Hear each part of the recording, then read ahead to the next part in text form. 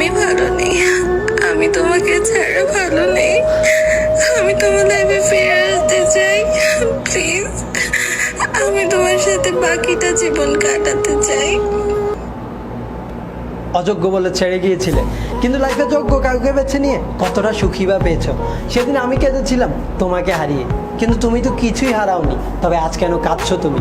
পাগল বলে চলে গিয়েছিলে আমায়, লাইফে সব থেকে বেস্ট মানুষটাকেই তো পেয়েছো। তবে আজ কেন এত হাজারি তোমার?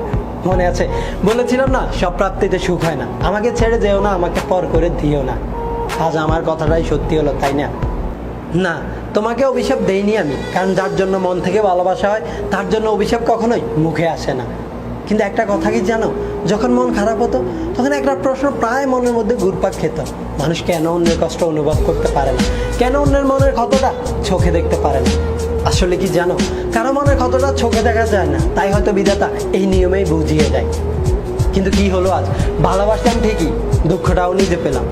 ভেবেছিলাম কষ্টটা নিজের করে নিতে আর তোমাকে সুখী দেখতে, কিন্তু আফসোস, ভাগ্যের কি নির্মম পরিহাস। ভালোবেসে না পারলাম নিজে সুখী হতে, না পারলাম তোমাকে সুখী করতে। খ্যাপা ছেড়ে গেলে মনের মানুষ আর তো পাবো না। খ্যাপা ছেড়ে গেলে মনের মানুষ আর তো পাবো না। না না, যেতে দেব না। তোমায় হৃদয় মাঝারে রাখবো, ছেড়ে দেব না। তোমায় হৃদয় মাঝে রাখবো, ছেড়ে দেব না।